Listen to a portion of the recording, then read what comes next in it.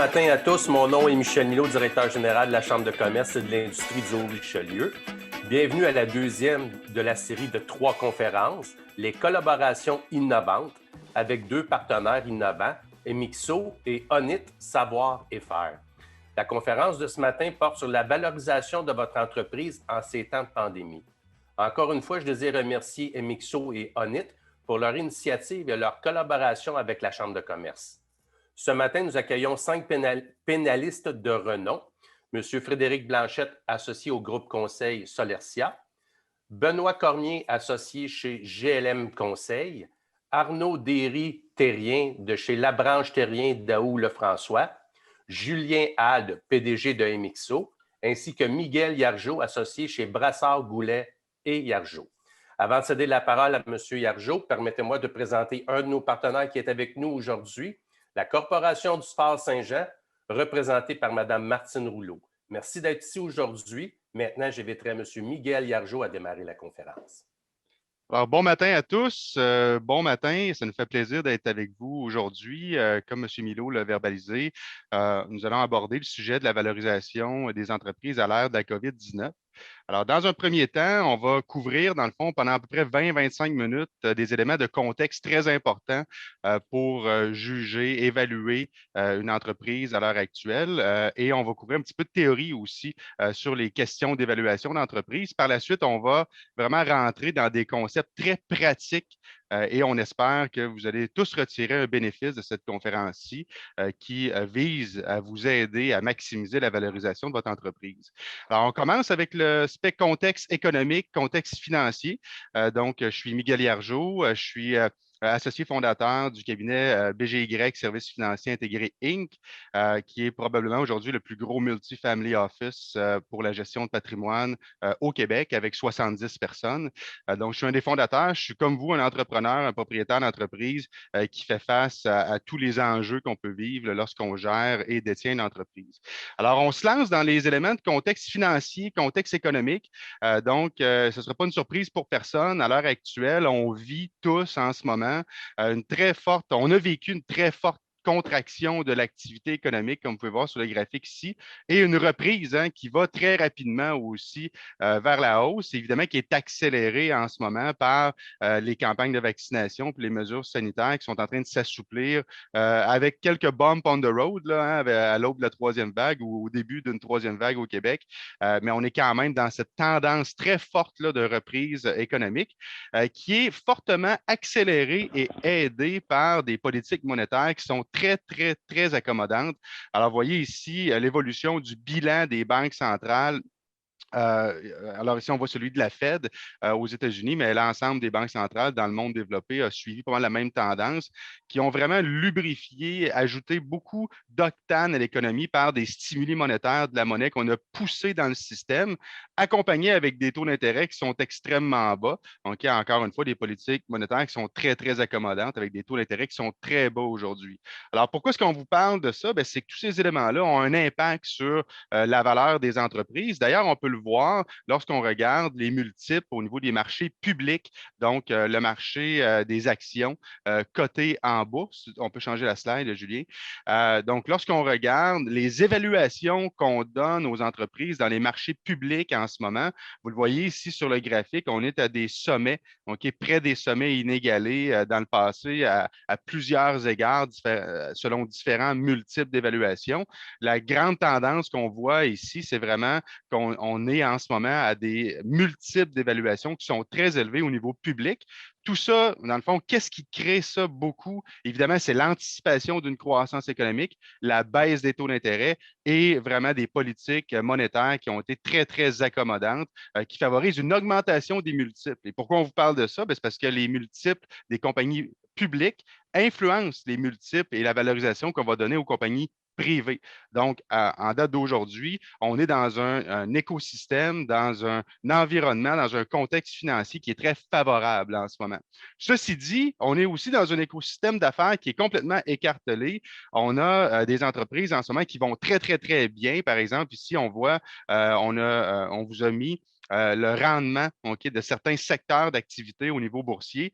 Alors, on a, exemple, le commerce électronique qui est flamboyant, grosse croissance de valorisation, les TI, les services, etc. Et à l'opposé, à l'extrême opposé, on a le secteur énergétique, le secteur immobilier, le secteur de l'aviation, évidemment, qui vit des problèmes très importants. C'est simplement pour démontrer qu'aujourd'hui, dans la salle, on a près de 100 personnes qui sont inscrites à la conférence aujourd'hui. On est très conscient que il y a différentes situations et on va aborder le sujet de la valorisation de point de vue global et on va toucher autant aux entreprises qui vont très bien en ce moment qu'aux entreprises qui ont des difficultés et qui doivent peut-être se réinventer ou revoir leur modèle d'affaires.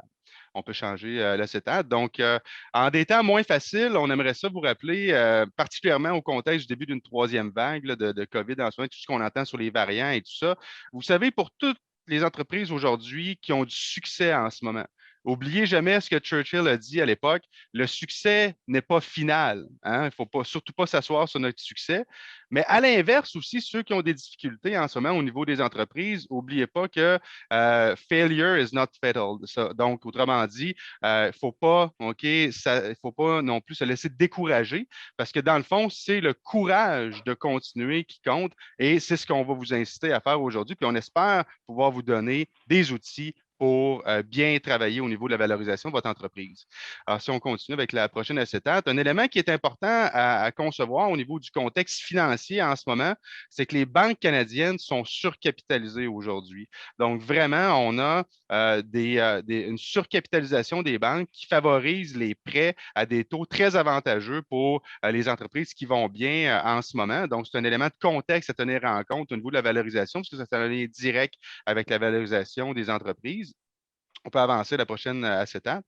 Donc, pour les secteurs favorisés, c'est réellement un pipeline de liquidité qui déferle sur les entreprises qui sont favorisées par le secteur bancaire en ce moment. C'est ce qu'on vit, c'est ce qu'on voit dans les marchés, c'est ce qu'on voit dans les marchés publics et aussi beaucoup dans les marchés privés. Et ça avance très vite là, ces derniers mois, ça va très rapidement. Donc, en somme, lorsqu'on regarde le contexte financier et économique dans lequel on a des politiques monétaires qui sont encore très accommodantes. Ceci favorise la valorisation de votre entreprise. On a aussi des politiques budgétaires qui sont très généreuses. On a encore vu le budget du Québec la semaine dernière.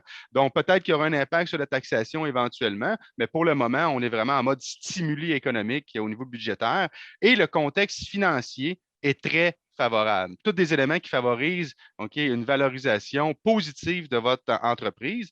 Donc, en conclusion, pour les entreprises qui sont favorisées aujourd'hui, c'est un bon temps pour considérer monétiser partiellement ou complètement la valeur de votre entreprise, soit par la dette, ou par l'équité, donc une vente d'actions, mais comment maximiser sa valeur? Et c'est un élément qu'on va aborder aujourd'hui concrètement avec l'outil qu'on vous invite à compléter pour la présentation, qui est le score de valorisation. Pour les entrepreneurs qui sont en quête de croissance et qui doivent réévaluer un peu leur modèle d'affaires, c'est un excellent moment pour matérialiser vos plans. Mais quoi prioriser? Puis par où commencer? Alors, encore une fois, le score de valorisation va vous aider à mettre le focus sur le bon endroit. Lorsqu'on parle de valorisation d'entreprise, on change de sujet. Ici, on s'en va sur le cycle de vie d'un entrepreneur. Je m'adresse vraiment au propriétaire d'entreprise en ce moment. Vous savez, lorsque vous fondez une business, achetez une entreprise, etc., la première étape qu'on a tous, les entrepreneurs, c'est de la faire croître, de la valoriser, d'augmenter sa valeur. Ensuite, naturellement, les entrepreneurs vont évoluer vers ce qu'on appelle une monétisation, donc une réduction du risque de concentration dans la valeur de leur entreprise. Et la monétisation va viser à sécuriser l'avoir des actionnaires ou l'avoir de l'entrepreneur. Et la monétisation peut être partielle, complète. Il y a plusieurs volets, là, je ne rentrerai pas dans le détail ici. Et généralement, on va viser dans la monétisation l'indépendance financière des fondateurs ou des entrepreneurs de deuxième ou de troisième génération.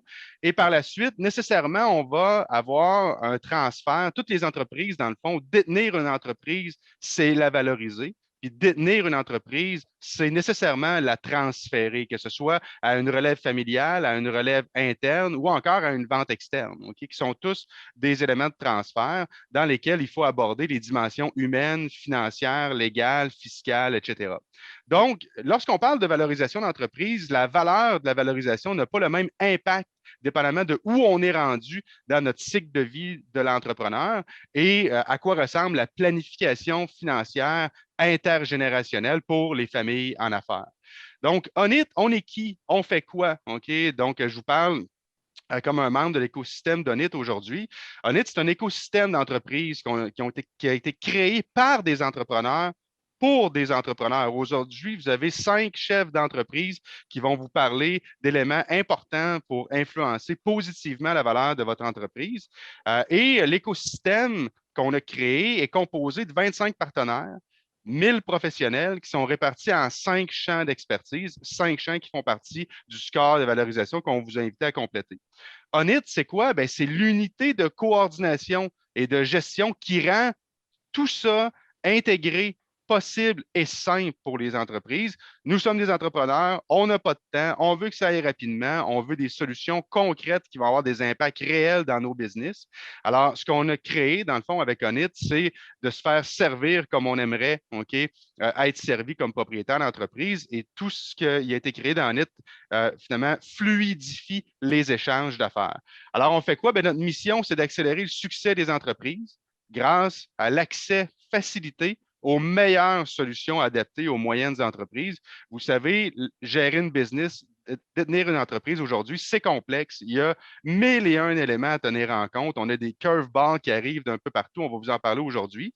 Mais ce qu'on a créé avec Onit essentiellement, c'est dans le fond de vous permettre d'avoir accès à toutes les solutions que vous avez besoin ou à peu près presque toutes les solutions que vous avez besoin.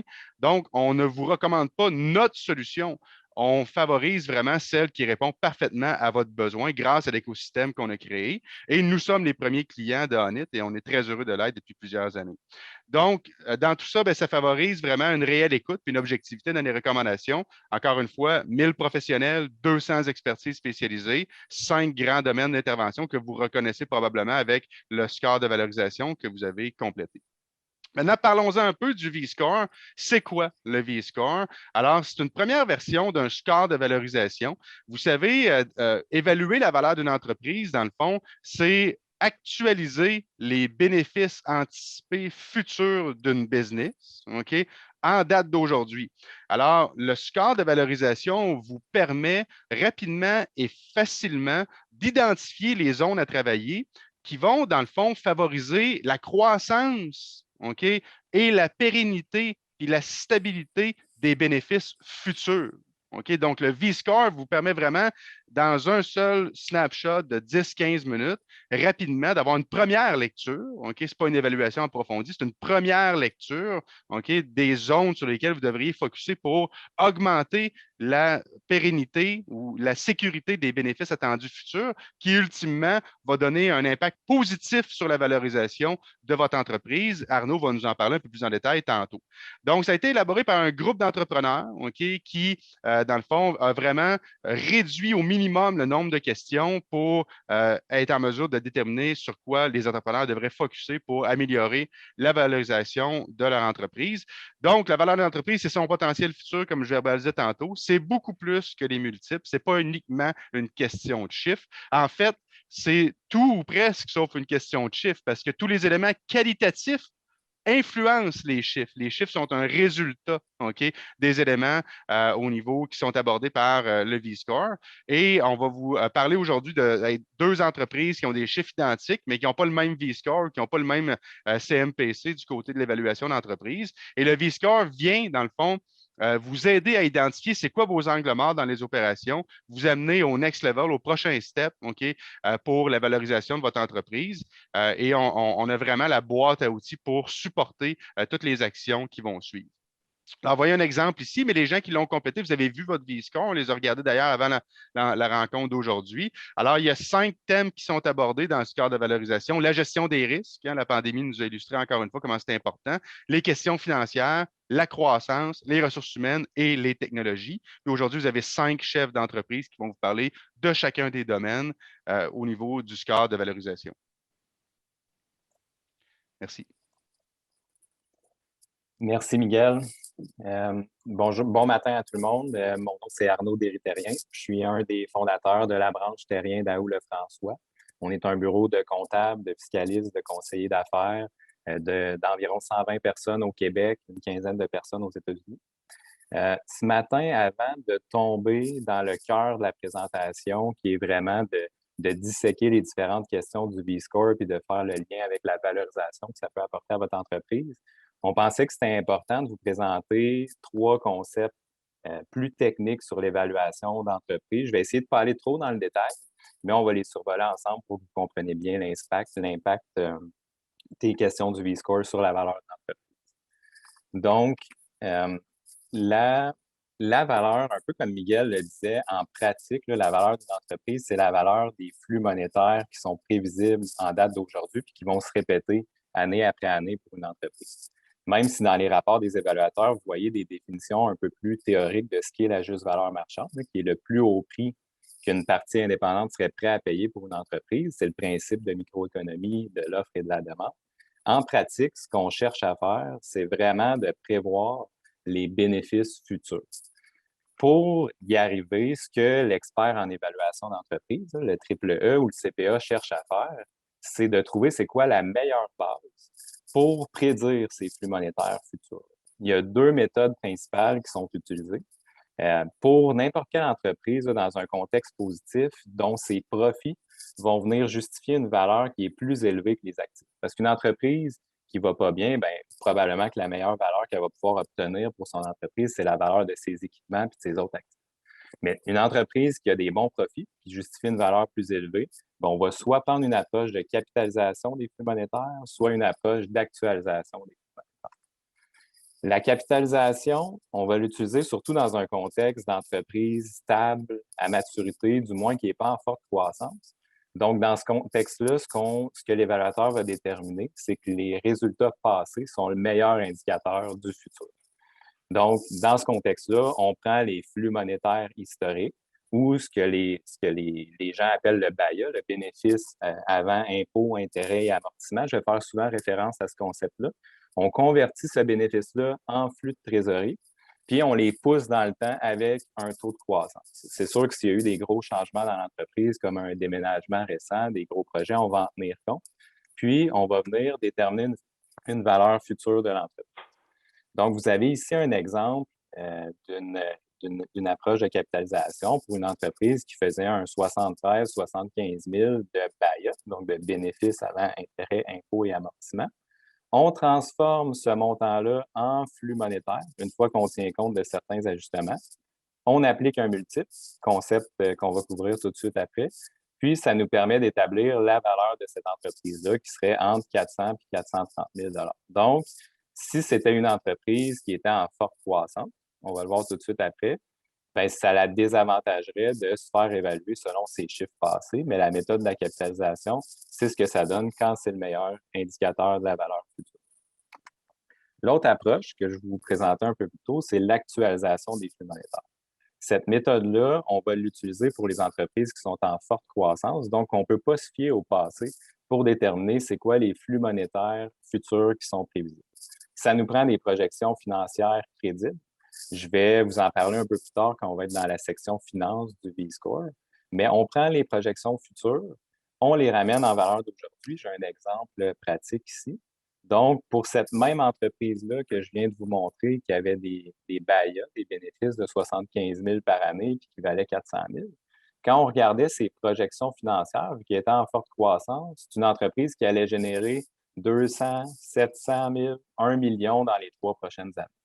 Donc, si on prend la méthode de l'actualisation, on va transformer ces bénéfices-là, encore une fois, en flux monétaires. Donc, on arrive ici après certains ajustements en flux monétaires. On va considérer le flux monétaire de la dernière année. C'est le flux monétaire à stabilité de l'entreprise qui va se reproduire d'année en année dans le futur. On ramène ces valeurs-là en date d'aujourd'hui.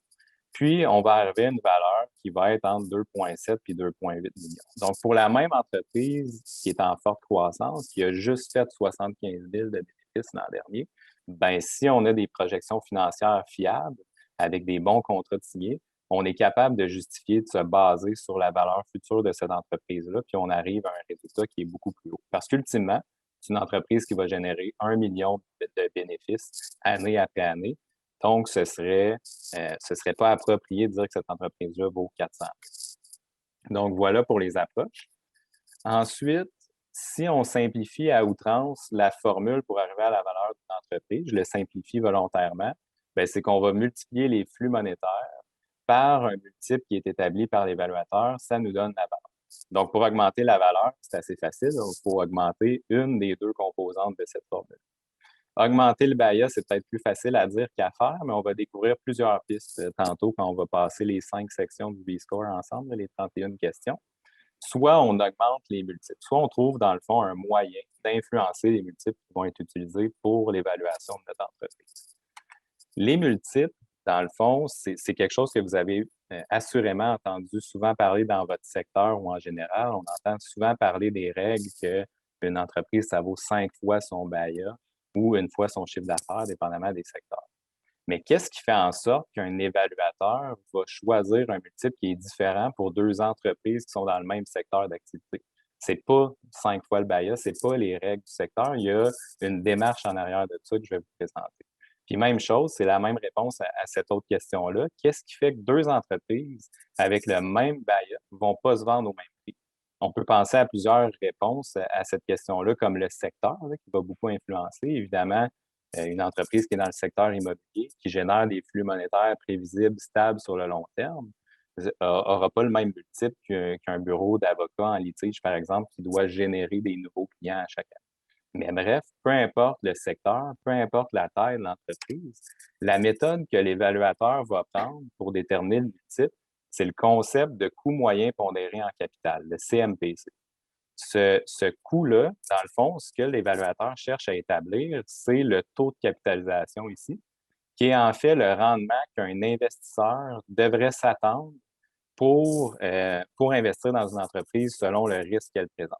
C'est une formule mathématique qui est assez complexe, qui vient prendre en compte plusieurs primes de risque, puis d'autres facteurs comme les taux d'impôt, les pourcentages de dette sur le capital. Puis comme vous voyez, la plupart de ces éléments-là, l'entrepreneur n'a pas vraiment de contrôle dessus parce que ça vient soit de bases de données comme Duff & Phelps, qui nous permet d'établir certaines primes de risque, soit des rendements moyens en ce moment des obligations du gouvernement. Puis, même chose aussi, quand on regarde chacune de ces primes-là, c'est des primes qui, selon qu'on regarde la braquette de risque basse ou la braquette élevée, mais ce n'est pas des facteurs qui vont varier énormément d'une prime à l'autre. À l'exception de la prime de risque spécifique et d'industrie, qui, dans l'exemple qu'on a ici, va varier de 5 entre la braquette haute et basse. Ce 5 %-là a un impact sur les multiples à la fin de 1,25 fois les multiples.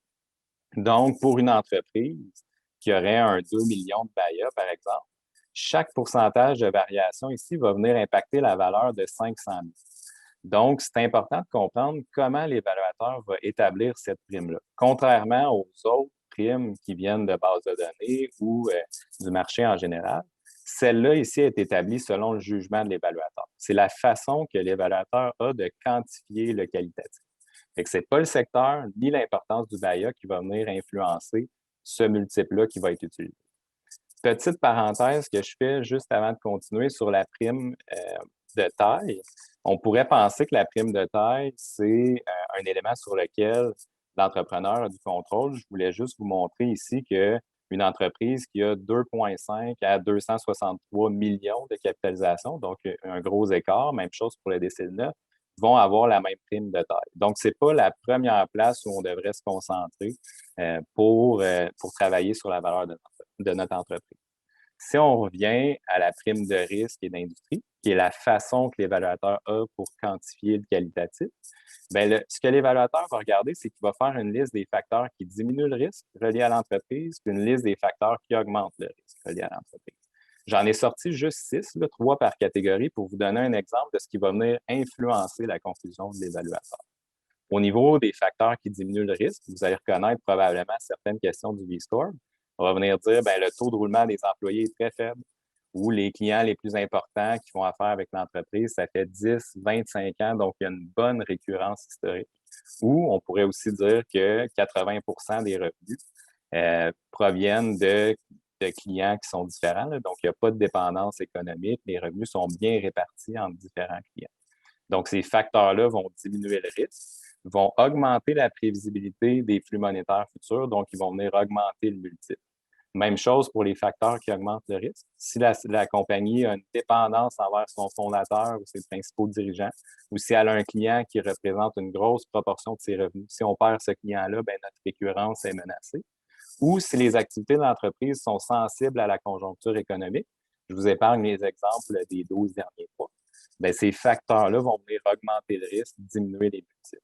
Donc, cette prime-là, qui a un énorme impact, comme je vous donnais dans mon exemple, est établie selon la lecture que l'évaluateur a de la force de votre entreprise sur ces éléments qualitatifs-là. Ensuite, le lien qu'on peut faire entre le CMPC, donc le coût moyen pondéré du capital qui permettait d'établir les multiples, et le V-score, c'est que le V-score, dans le fond, permet d'identifier les zones d'amélioration que vous avez dans votre entreprise, surtout les points d'action pour atteindre le plein potentiel. Donc, on veut toujours être dans une position où la seule prime qui limite le multiple qui est utilisé, c'est la prime sur laquelle on avait le contrôle puis qu'on a tout fait en notre possible pour améliorer l'image de notre entreprise. Bref, l'approche via le V-score, on ne vient pas remplacer le travail des experts en évaluation d'entreprise, on vient plutôt le bonifier puis faciliter son travail puis lui donner les arguments qu'il a besoin pour justifier un multiple le plus élevé possible. Puis, c'est surtout des points d'action, un peu comme vous allez le voir dans la prochaine section.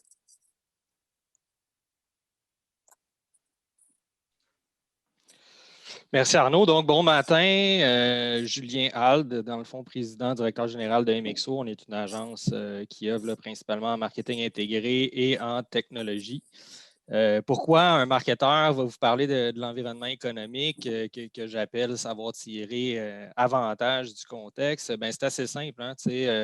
Comme marketeur, on regarde beaucoup ce qu'on observe, c'est les habitudes d'achat, puis l'économie, c'est un petit peu la base. Puis quand on parle de facteurs économiques externes là, qui viennent influencer ça, c'est des facteurs qui ont une réelle incidence sur le rendement d'une entreprise. Puis souvent, l'entreprise n'a pas de contrôle sur ces facteurs-là. On peut penser autant le macro là, en termes de chômage ou d'inflation que micro. On pourrait penser à la compétition, la taille du marché à titre d'exemple. Mais par contre, si une entreprise a toujours la possibilité de répondre à ça si elle est adéquatement préparée. On est dans la dernière petite section avant de rentrer d'ailleurs dans le concret du V-score. On a tous probablement vu ces articles-là passer. Là, il y en a eu plusieurs au cours des derniers mois. La COVID, hein, on en parlait dans le titre de la conférence. Beaucoup de propriétaires d'entreprises ont eu envie de tout laisser tomber. De l'autre côté, on le sait, là, dans l'écosystème entrepreneurial, il y a un manque de relève là, flagrant là, qui menace 10 000 entreprises, là, selon cet article-là qui est tiré du journal Les Affaires. Certains l'ont eu hyper facile, d'autres plus difficile, mais dans tous les cas, on a dû s'ajuster au cours des derniers mois. Il est évident qu'on ne peut pas s'asseoir sur nos lauriers si on veut rester une entreprise qui est désirable. Je pense que Miguel en parlait beaucoup d'entrée de jeu. Donc, la COVID, ça a été quoi? Ça a été l'accélération de la courbe d'adoption de la technologie. Ça a été des nouvelles mentalités, exigences du personnel. Ça a été des nouvelles manières de commercialiser nos produits. Ça a été une modification profonde à la plupart des chaînes de valeur des industries. C'est aussi de s'exposer à plusieurs nouveaux risques. La fonction commerciale, si on prend du recul, a été bouleversée pratiquement au complet. Si on prend juste un petit élément au niveau de l'environnement de travail, là, une étude récente disait que le besoin en termes d'espace allait diminuer de 25 Si on pense à ça, donc le télétravail, entre autres, on peut voir que tout l'écosystème des affaires va être impacté, là, du resto au nettoyeur, aux espaces de bureau, etc. C'est juste à partir de ce point. On est à un ère, si on prend du recul, où les bouleversements dans nos marchés respectifs ne sont souvent pas causés par nos compétiteurs, mais par un nouveau joueur qui innove en se centrant sur la compréhension de notre clientèle à travers un nouveau contexte. Fait que le disruptor, le fameux mot trendy qu'on entend tous, n'est souvent pas un compétiteur. La COVID, c'est donc aussi beaucoup d'opportunités, puis l'idée, c'est d'avoir la capacité de la saisir. Fait que comment on ne s'embourbe pas dans nos organisations pour éviter de freiner l'innovation qui va nous permettre de régénérer notre top line quand il arrive des situations comme ça. D'ailleurs, le succès de nos entreprises est toujours influencé par la situation économique et pour en tirer avantage, bien évidemment, le statu quo n'est pas une option. Bon, on voit des exemples récents actuellement, mais pour moi, c'est un peu l'histoire qui se répète, là. On voit une évolution du mode de consommation en matière là, de films, de musique, puis de téléphonie, qu'on utilise d'ailleurs maintenant très peu pour téléphoner. Mais j'aurais aussi pu vous parler des chemins de fer qui en ont arraché vivement quand les autoroutes sont arrivées au cours des années 50-60. L'idée, c'est simple, tu ne peux pas valoriser une entreprise sur le long terme ou tirer profit d'un nouveau contexte économique si tu ignores comment les besoins de tes clients évoluent et puis que ta structure corporative est trop rigide, que tu es dans l'incapacité de t'ajuster quand il y a un nouveau contexte. Puis une phrase que j'aime bien dire comme marketeur, c'est que le dentifrice est difficile à remettre dans le tube, dans le sens où quand il y a une évolution dans la façon dont les clients ont envie de consommer un produit, un service, ben, le retour en arrière est pratiquement impossible. Fait qu'en somme, tu as un contexte économique, tu as une offre, tu as un client, puis si, à titre d'entrepreneur, tu gardes exclusivement ton focus sur ton offre, mais c'est là que tu risques fortement de dévaloriser ton entreprise sur le long terme. On s'est consulté les 5 chefs d'entreprise. On rentre dans la partie V-Score maintenant. Puis, ce qui nous apparaissait très évident, c'est que la meilleure stratégie, c'est l'action. Au final, c'est simple. En affaires, tu continues ou tu arrêtes, mais on souhaite aujourd'hui vous motiver à aller plus loin avec des outils concrets. Fait que, comment on fait pour s'assurer que notre modèle d'affaires ne passe pas date, pour éviter de vendre à rabais ce qu'on va avoir construit dans certains cas pendant 25 ans? Comment on fait pour devenir surtout la business que tout le monde veut acheter? Parce qu'on sait que c'est très payant de mettre des acheteurs en compétition.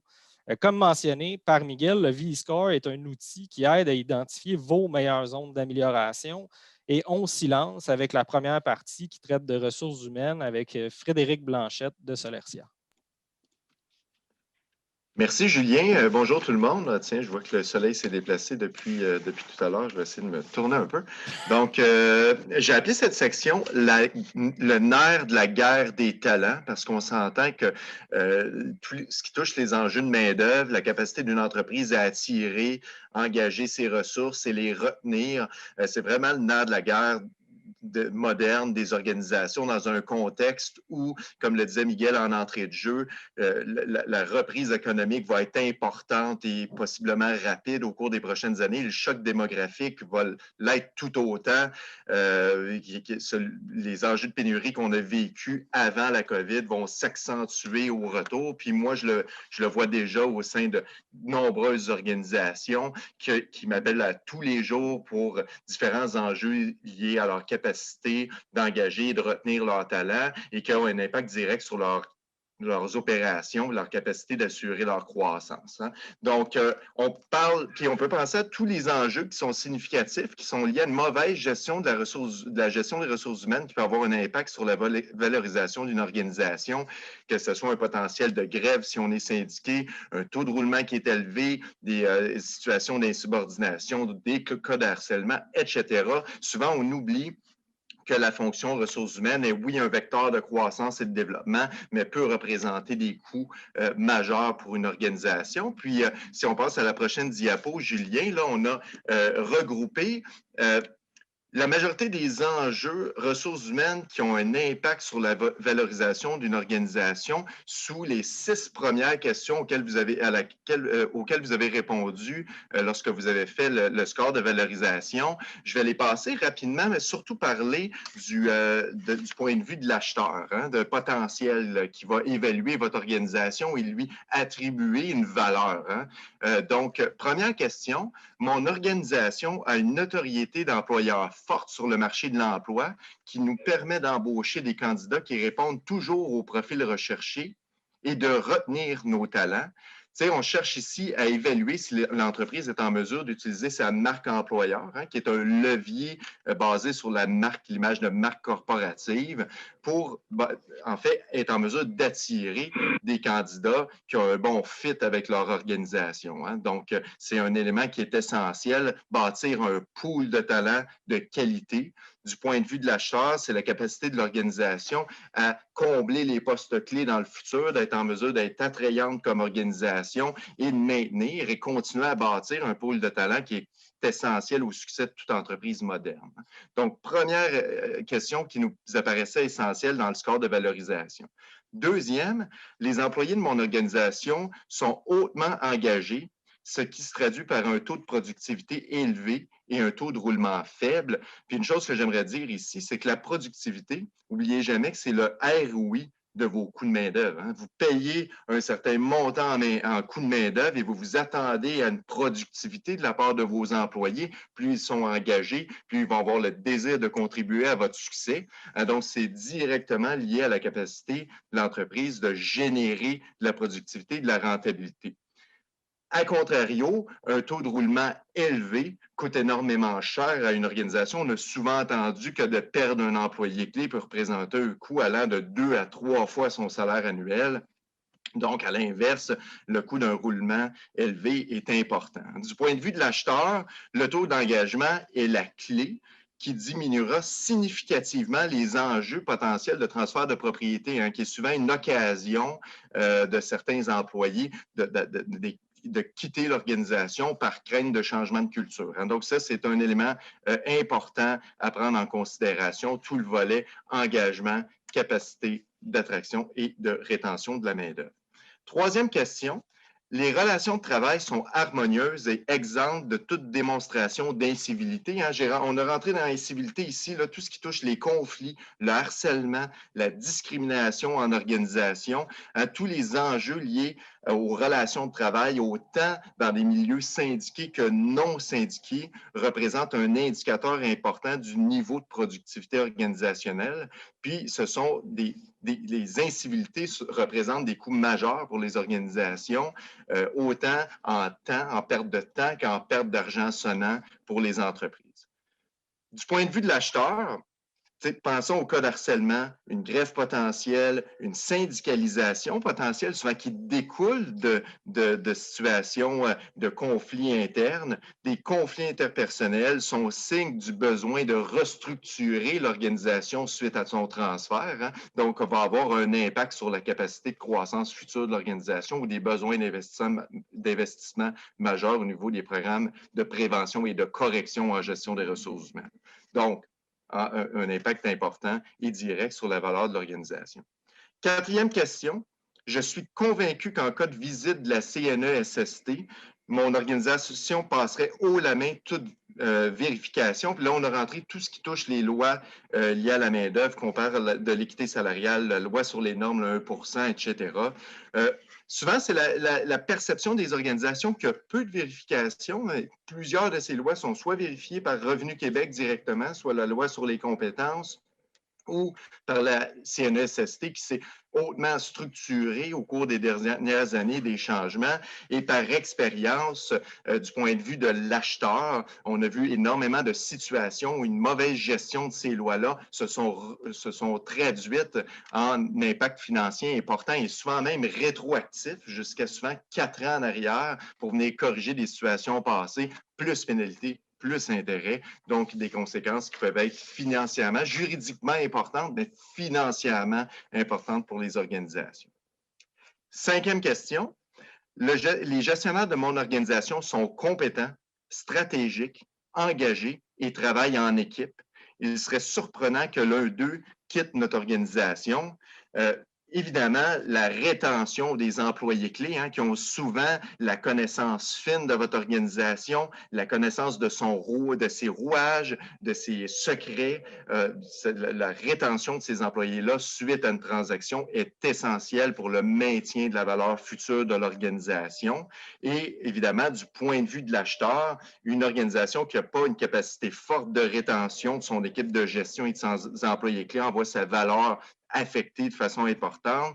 Puis aussi, un peu comme je le disais tout à l'heure pour les employés, souvent une transaction, c'est un risque de perdre certains de ses employés clés par crainte de changement de culture de l'organisation. Donc, les différents programmes de rétention d'employés clés hein, au niveau de vos programmes de rémunération et de régime d'incitatifs à long terme, d'intéressement à long terme sont essentiels ici et sont de bonnes stratégies pour assurer une rétention des employés clés à long terme. Sixième et dernière question au niveau de la fonction ressources humaines, la rémunération globale offerte aux employés est compétitive et permet d'attirer et de retenir les employés compétents, en plus de reconnaître la performance et les bons comportements. Encore une fois, les coûts de main-d'œuvre représentent pour beaucoup de mes clients de 40 voire 50 de l'ensemble de leurs dépenses d'organisation. Donc, il est essentiel de maximiser chaque dollar investi en rémunération globale pour avoir un retour sur investissement important. La masse salariale, du point de vue de l'acheteur, est un vecteur de rentabilité importante, évidemment. Elle peut avoir un impact direct sur la capacité de l'organisation à générer davantage de profits à court et moyen terme, mais à contrario, avec les enjeux de pénurie de main-d'œuvre, une mauvaise utilisation des coûts de main-d'œuvre peuvent aussi hypothéquer à moyen terme les capacités à générer un succès financier futur.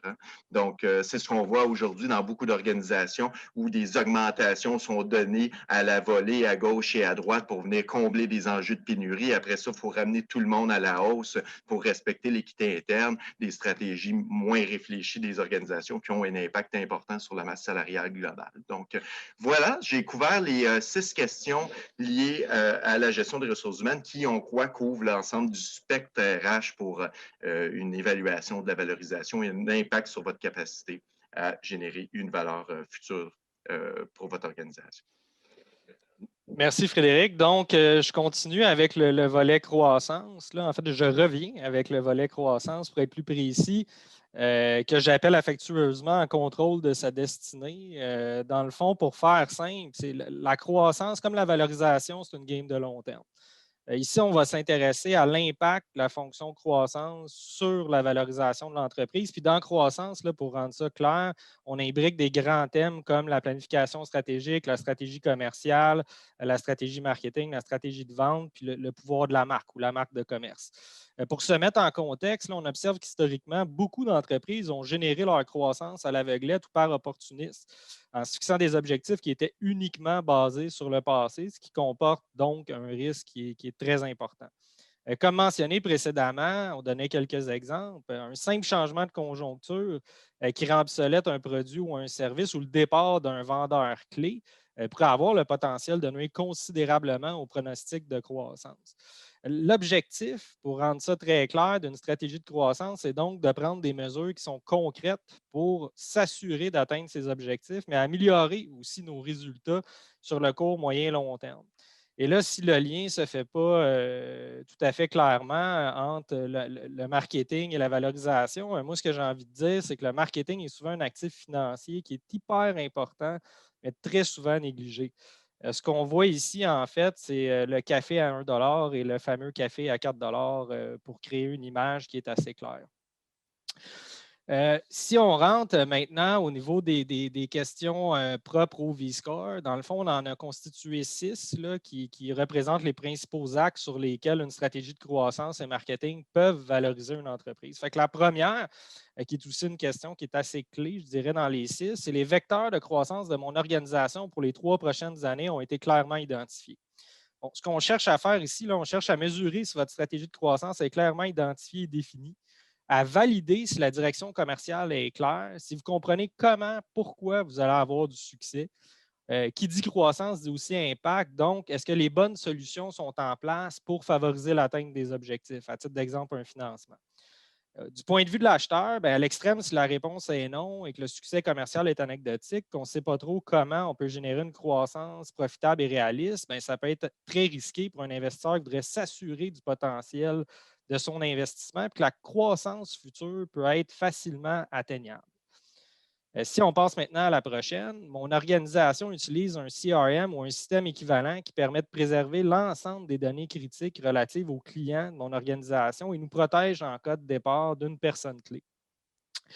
On dit souvent en marketing, money is in the list, là, mais ici, on fait référence à 2 axes principaux. Bon, la première, c'est la pérennité de l'organisation, puis la deuxième, c'est l'intelligence d'affaires. On prend exemple d'une entreprise qui aurait des coefficients importants, des synergies entre des gammes de produits ou de services. Ça pourrait être une force de vente qui est imposante ou importante. On veut valider que l'information commerciale nécessaire pour atteindre les objectifs est protégée. Fait que du point de vue de l'acheteur, c'est d'une part, la valorisation de la donnée n'a jamais été aussi présente qu'en ce moment. On en entend beaucoup parler. Mais on peut aussi penser à un achat synergique ou un externe qui voudrait avoir la légitimité en fonction des règles actuelles de prendre contact avec un nouveau bassin de clients pour leur proposer une innovation. D'autre part, on fait référence aussi évidemment aux revenus récurrents, aux ventes croisées, puis à la capacité à bien opérationnaliser notre département de vente, peu importe l'imprévu. J'aime souvent dire que l'ultime valorisation d'une entreprise reste de savoir quoi en faire. Donc, l'information commerciale est vitale. La question 9 maintenant, mon organisation est positionnée de manière à tirer profit des opportunités dans son marché. Dans son marché est un mot-clé ici. Donc, on parle de votre capacité à maintenir ou accroître vos parts de marché et des aptitudes de votre entreprise à faire face à la concurrence, de votre capacité d'adaptation. Il s'agit aussi de votre capacité compétitive, votre capacité à vous prévaloir, à vous positionner légitimement sur une opportunité liée à un nouveau contexte plus efficacement que votre compétition. Par exemple, un bouleversement économique, la COVID a été un excellent exemple. Beaucoup d'entrepreneurs ont dû proposer un produit nouveau qui ne proposait pas à leur clientèle historiquement. On vient en quelque sorte mesurer l'influence et le pouvoir d'attractivité que vous êtes en mesure d'exercer dans votre marché. Fait que du point de vue de l'acheteur, bien, le pouvoir et la reconnaissance de votre marque, c'est un actif financier important qui impacte directement vos marges lors du lancement d'un nouveau produit, mais d'ordre général aussi. Pour un acheteur qui n'a pas cette capacité-là dans votre marché, bien, votre acquisition pourrait même faire partie intégrante de sa stratégie de croissance à lui. Être en mesure de faire grossir la taille de son marché grâce à une marque forte est aussi un élément considérable en valorisation. Question 10. Je suis confiant de la capacité de mon organisation à développer rapidement une nouvelle offre de produits ou services qui va générer immédiatement des ventes et de l'intérêt auprès de ma clientèle. On parle ici de centricité client, puis de capacité d'innovation, puis d'adaptation. On parle aussi de la maîtrise de vos canaux de distribution. L'élément qui est central, dont je vous parlais au début, c'est de votre approche, votre recette commerciale pour déployer efficacement une nouvelle offre qui va être réellement valorisée par votre clientèle, de votre capacité à satisfaire cette clientèle-là à long terme.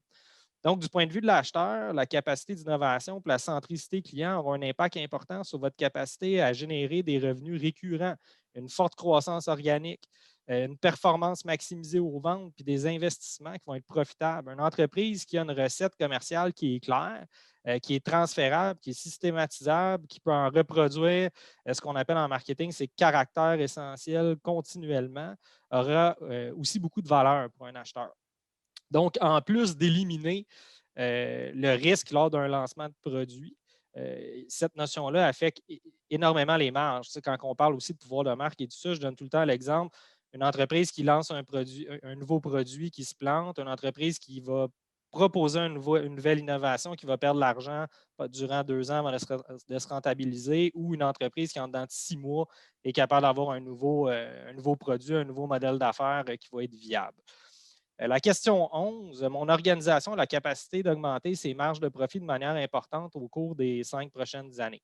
On parle ici d'une entreprise qui comprend ce qui génère des bénéfices dans son portefeuille de produits, puis comment ils vont devoir évoluer puis se renouveler à travers le temps. On cherche à évaluer le potentiel futur, dans le fond, de votre organisation, puis de s'assurer que la stratégie de croissance ne génère pas du 1 pour 1. Les zones de valorisation des produits, à titre d'exemple, vont être connues. Un plan va exister, va être mis en œuvre. Si l'entreprise est dans une industrie en déclin, il pourra avoir des plans transitionnels en place vers des nouveaux secteurs d'activité. Du point de vue de l'acheteur, la capacité de revaloriser rapidement son acquisition est un élément important, évidemment. C'est aussi une manière de garantir le potentiel futur de l'organisation, sa capacité à performer sur le long terme. Donc, une entreprise qui entretient habilement et qui mise sur ses avantages concurrentiels sera aussi beaucoup plus attrayante. Là, évidemment, on fait référence aux fameux freins à l'entrée, comme j'aime bien les appeler. Puis est-ce que c'est facile aussi de reproduire ce que cette compagnie-là fait ou non? Et la dernière, la 12e, les ventes de mon organisation diminueraient de manière importante suivant le départ d'une personne clé, donc un dirigeant, un vendeur, un représentant, un développeur d'affaires. Donc, on parle ici d'une organisation qui souffre de dépendance économique importante envers des commerciaux, à titre d'exemple, mais ça pourrait être aussi envers des événements ou toute autre forme d'activité marketing et commerciale qui ne sont pas contrôlées par l'organisation. Petit exemple, durant la COVID, beaucoup de manufacturiers fonctionnaient exclusivement avec des trade shows internationaux, des choses comme ça. Il y en a pour qui ça a été très difficile de relocaliser leur force de vente et de continuer à maintenir leur chiffre d'affaires. À l'extrême, le succès commercial donc reposerait sur la notoriété d'une seule personne et non pas l'organisation. La valeur n'est pas dans l'entreprise. Fait que du point de vue de l'acheteur, une entreprise qui a les mains sur le guidon de sa croissance, comme j'aime bien dire, qui a la capacité à générer un volume de demandes qualifiées naturellement, puis d'être en contrôle de l'atteinte de ses objectifs pour augmenter la probabilité que le BAYA se répète dans le futur. Hein. On parle beaucoup de futur en valorisation. C'est une entreprise, là, en gros, si je le résume, qui a développé au fil des ans des stratégies commerciales qui sont claires, qui n'ont aucune dépendance économique, qui vont être trop nuisibles ou trop importantes. Si on wrap up en bon français pour les 6 questions de croissance, c'est ce qui est à garder en tête, là, que ce soit dans un contexte d'industrie en consolidation, que pour des acheteurs stratégiques, internes, externes, que pour un acheteur qui a une stratégie de croissance basée sur des acquisitions, comme je disais plus tôt, il va souhaiter que ça se rentabilise rapidement, il va souhaiter que ça se paye en 5 ans. Puis si vous avez une recette commerciale qui est claire, puis un plan de croissance qui est défini, 1, 3, 5 ans, mais ça va être très attrayant pour lui. Sur ce, je passe la parole à mon collègue Miguel. Alors, la portion gestion de risque, puis on y arrive bientôt du côté TI en passant. On vous a gardé un peu le dessert pour la fin. Maintenant, je vais vous parler un peu de la question de la gestion des risques, OK, qu'on a appelé affectueusement sécuriser pour mieux propulser. Puis j'ai envie de faire une analogie avec le bateau. Hein. Vous savez, tous les gens qui font du bateau, qui ont déjà été en bateau, lorsqu'on décolle en bateau, il y a une force d'inertie hein, qu'on doit vaincre, qui est la friction avec l'eau. Et typiquement, en bateau, on dit, ben écoute, baisse ton trim, pèse sur le gaz, sors le bateau de l'eau, puis après ça, monte ton trim, puis tu vois, ça va bien aller. Tu sais. C'est un peu, j'aime bien simplifier les choses, les vulgariser un peu. On est souvent dans les concepts très complexes quand on parle de gestion de risque, de finances, etc. Mais c'est facile de le simplifier. Ici, ce qu'on vous parle, dans le fond, du côté de la gestion des risques, c'est de garder votre bateau qui est votre entreprise, au-dessus de l'eau. OK? Et on va couvrir, dans le fond, plusieurs volets. Mais vraiment, pourquoi est-ce qu'on a verbalisé ça? Sécuriser pour mieux propulser. C'est que lorsque nos arrières sont bien sécurisés, lorsqu'on est structuré solidement, il va arriver des risques, il va arriver des événements, mais on va être capable de conserver notre bateau au-dessus de l'eau pour continuer à voguer dans notre croissance et générer des bénéfices qui continuent d'être intéressants. Donc, lorsqu'on parle de valorisation, l'aspect gestion de risque a un impact autant pour le passé, les risques qui ont affecté l'entreprise dans le passé, qui vont être découverts lors de la vérification diligente, que pour la pérennité des bénéfices futurs, la stabilité des bénéfices futurs, puis est-ce que ces bénéfices-là sont à risque ou au contraire, on a ce qu'il faut pour bloquer les curveballs qui pourraient arriver en opérant une entreprise. Donc, la question 13 du V-Score, je suis conscient de l'ensemble des risques opérationnels auxquels mon organisation est exposée en continu et je dispose de couverture adéquate et actuelle. Donc, on fait référence ici aux couvertures, oui, d'assurance, mais à d'autres types de couvertures aussi, au niveau, par exemple, si on a, exemple, si on est une manufacture, puis on a une machine qui correspond à 80 ou 60 de notre production, bien, qu'est-ce qui arrive si cette machine-là brise? Hein? Est-ce que mon risque est couvert de ce côté-là? Donc, je peux avoir une entente avec un autre manufacturier, je peux avoir une entente avec un fournisseur, je me prépare à des risques importants. Puis, pour bien expliquer cette question-là, on va basculer le temps d'un petit aparté à l'autre acétate, où je vais introduire un concept qui est très important lorsqu'on parle de gestion de risque, qui est la question du calcul de risque ou encore la question de la cartographie des risques. Alors, sans vouloir être trop théorique, hein, on le sait, on est des entrepreneurs, nous aussi, on veut que ça reste concret. On vous invite à réfléchir aux risques de votre entreprise de cette façon-ci, c'est-à-dire en effectuant une cartographie des risques. Vous savez, on est tout en business, on prend des risques en affaires, c'est normal. OK? Sinon, on n'aurait pas de business, on ne ferait pas de profit. OK? Donc, la prise de risque fait partie inhérente de la vie d'un entrepreneur puis de la gestion d'opérations commerciales. Mais le gros point ici, c'est d'identifier quel risque je suis à l'aise de prendre, puis quel risque je préférerais outsourcer, déléguer ou couvrir. OK? Et pour en arriver à cette conclusion-là, qui est dans le fond l'essence de la question 1 du V-Score, on vous invite à faire un exercice d'introspection. Vous savez, probablement vous maîtrisez assez bien les différents domaines et risques dans votre propre entreprise, de réfléchir à la sévérité, si je peux revenir, s'il te plaît, Julien, à la sévérité. Donc, si vous voyez là, sur l'axe à gauche, on a l'impact d'un risque. Donc, est-ce que l'impact est négligeable ou l'impact est extrême? On peut parler, par exemple, pour mettre la table pour Benoît tantôt, de la cybersécurité, OK? Qui peut avoir un impact extrême, par exemple, si on est dans une business très sensible au niveau de la confidentialité de l'information. Et quelle est la probabilité, OK, au niveau de ces différents risques-là? Est-ce que c'est un risque qui est très probable? On sait que la cybersécurité, hein, de plus en plus, la probabilité est de plus en plus élevée, malheureusement. Et quel va être, dans le fond, le calcul probabilité-sévérité de chacun des risques. Alors, vraiment, la question de la cartographie des risques ou de la gestion intégrée des risques, OK, est très importante lorsqu'on est en affaires. Puis ça n'a pas besoin d'être compliqué. OK? On peut simplement avoir une réflexion concrète sur les différents risques dans votre entreprise. Puis c'est une cartographie qui va évoluer en permanence, mais la schématisation, le framework qu'on vous propose, c'est vraiment celui intégré de la cartographie des risques. Maintenant, si on revient aux autres questions, on va sur la question 14. J'ai un plan de continuité des affaires actuel qui me protège en cas de force majeure. Combien d'entreprises n'ont pas de plan de continuité des affaires? Alors, il y en a plusieurs et on le voit lorsqu'il arrive des problématiques, c'est ces plans-là qui vont nous permettre de passer au travers puis de moins affecter la valeur de l'entreprise ou même de transformer ça en opportunité. La question 15 vise la santé et sécurité au travail. On sait qu'il y a plus de coûts de CNESST au Québec que de TVQ. Alors, c'est nécessairement un volet qui est pertinent à regarder lorsqu'on parle de coûts d'optimisation ou de gestion de risque. Les impacts, on l'a vu tantôt un petit peu du côté RH, de problématiques de santé, sécurité ou d'environnement de travail ont un impact majeur. Puis d'un point de vue BAYA pur, il y a des façons d'optimiser ou de réduire le coût de la gestion de risque au niveau de la santé et sécurité au travail, entre autres avec les mutuelles de prévention ou les régimes rétrospectifs. Maintenant, la question 16, des polices d'assurance suffisamment importantes sont en place pour protéger mon organisation en cas de décès ou d'invalidité d'une personne clé, qui entraînerait une baisse importante des revenus ou une augmentation importante des dépenses. On le voit lorsqu'il arrive une invalidité, un décès d'une personne clé, ça peut avoir un impact. L'idéal, c'est que ça n'ait pas d'impact, un peu comme Julien verbalisait tantôt, entre autres au niveau des ventes. Est-ce qu'on est dépendant d'une personne ou pas?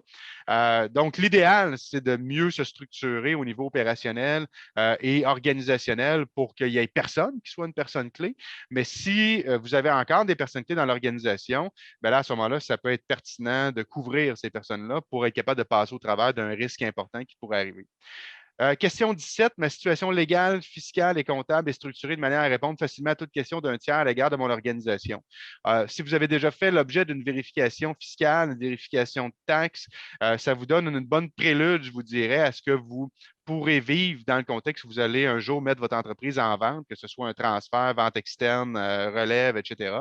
Donc, d'avoir ces choses en ordre, de profiter de certains moments dans l'entreprise, dans la vie de l'entreprise où c'est peut-être un petit peu moins intense, c'est une bonne façon de gérer son risque, soit de vérification ou encore de poursuite, ou même de se présenter, de se préparer plutôt à une vérification diligente pour une vente complète ou partielle.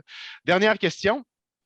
J'affirme avec confiance maîtriser de manière satisfaisante l'ensemble des variables raisonnablement contrôlables de mon organisation et je dors bien la nuit. Bien, je vous réfère à la cartographie des risques pour bien répondre à cette question-là.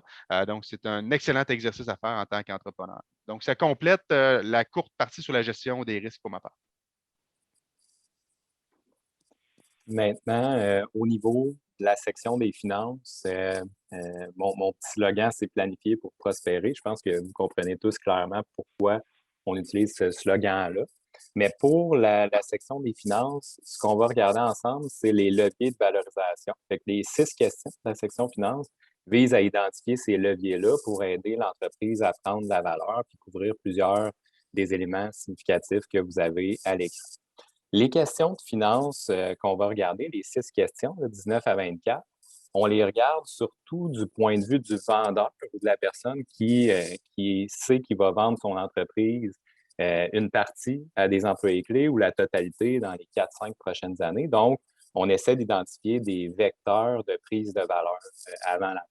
On regarde aussi ces questions-là d'un point de vue de l'évaluateur aussi qui va évaluer l'entreprise. La première question, la question 19, qui est « Je compare mensuellement les résultats réels au budget prévisionnel et je suis des indicateurs de performance quantifiable. » Ce qu'on cherche à voir ici du point de vue de l'évaluateur, quand je vous parlais des approches en évaluation un peu plus tôt, c'est de voir est-ce que la méthode de l'actualisation des flux monétaires va être disponible ou pas. Fait qu'une entreprise qui a une bonne culture de budgétisation puis de dashboarding, de tableau de bord, va pouvoir utiliser la méthode de l'actualisation puis atteindre des valeurs plus élevées. Si c'est une entreprise qui est en croissance ou qui a réalisé des projets qui ont un impact sur la valeur. C'est aussi pour l'évaluateur une façon de déterminer si l'entrepreneur va être capable de se faire payer le plus cher possible pour son fonds de roulement aussi. Parce qu'il y a beaucoup d'entrepreneurs qui prennent pour acquis que leurs inventaires, leurs comptes à recevoir vont être un ajout au prix de vente qui va être établi par l'évaluateur. Puis c'est pas tout le temps vrai. Puis une des bonnes façons de contrôler ça, puis de maximiser l'argent qu'on va recevoir pour notre fonds de roulement, bien, c'est de travailler en amont sur ces éléments. Puis du point de vue du vendeur, bien, ce qu'on essaie de s'assurer, c'est que notre client a les 2 mains sur le volant et qu'il ne laisse pas d'argent sur la table. Parce qu'il y a beaucoup d'angles morts pour les entrepreneurs qui n'ont pas cette culture-là de budgétisation à l'intérieur. Donc, on veut s'assurer que le client a toute l'information pour prendre les meilleures décisions possibles. C'est assez surprenant ce qu'on trouve en pratique qui permet aux entreprises de prendre la valeur. Ensuite, les questions 20 et 21, je les traite ensemble parce que la question 20, c'est une question qui touche la structure de financement qui est plutôt long terme d'entreprise. La question 21, c'est le financement plutôt court terme. C'est 2 grosses questions, là, puis c'est tellement des bonnes questions que ces 2 questions-là ensemble méritent une conférence le 9 juin qu'on va donner dans la série des collaborations innovantes avec la Chambre de commerce, en collaboration avec Richard Morrison. On vous donne un peu plus d'informations à la fin, mais ce qu'on va vous présenter, c'est autant des éléments pour bien financer sa croissance, mais aussi pour bien valoriser vos entreprises à l'aide du financement. Miguel a parlé un peu plus tôt de la disponibilité du capital qu'il y avait sur les marchés. Ce qu'on va vous donner concrètement dans cette conférence-là, ou si vous voulez qu'on travaille avant ça sur ces 2 questions-là avec vous, si vous avez identifié des pistes de valorisation, ce qu'on va vous montrer, c'est que la flexibilité du financement, long terme et court terme, peut vous aider à maximiser votre buy-up avec des techniques plutôt simples, là, puis on va vous montrer des exemples concrets, Richard Morrison et moi, le juin. Sinon, mis à part les augmentations de buy-up, ce qu'on veut s'assurer aussi, c'est que l'entreprise a tous les outils de son côté pour bien réaliser ses projets puis valoriser son entreprise. Ensuite, au niveau de la question 22, c'est une question qui est très fiscale. Là, on cherche à voir si la structure corporative et fiscale a été optimisée puis qui est révisée continuellement par un fiscaliste. Ce qu'on cherche surtout à voir du point de vue du vendeur, c'est est-ce que le vendeur, dans un contexte de vente, va pouvoir utiliser son exonération pour gain en capital. Vous le savez, cette exonération-là fait la différence entre payer 0 d'impôt ou 25 d'impôt sur des sommes importantes. Donc, quelqu'un qui n'a pas géré ces questions-là d'avance va se retrouver devant 2 options qui sont plutôt désagréables. Soit, la première option, c'est soit qu'on paye l'impôt sur la vente de nos actions, soit qu'on attend 24 mois avant de pouvoir vendre sans payer d'impôts. Donc, c'est important de travailler sur cette structure-là à l'avance pour s'assurer qu'il n'y a pas de mauvaise surprise au moment où on reçoit une offre qu'on ne peut pas refuser pour nos actions, ou au moment où ça devient important d'intégrer des joueurs clés de notre entreprise dans l'actionnaire.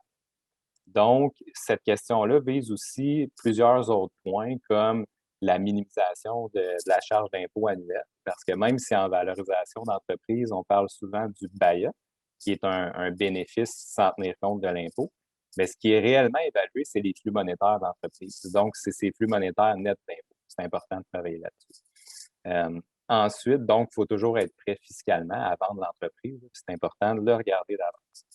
Ensuite, au niveau de la question 23, c'est une question qui vise à voir si, en tant qu'entrepreneur, vous avez déjà fait des analyses complètes des crédits d'impôt, subventions qui sont disponibles pour vos entreprises en tout temps, mais aussi en contexte de projet.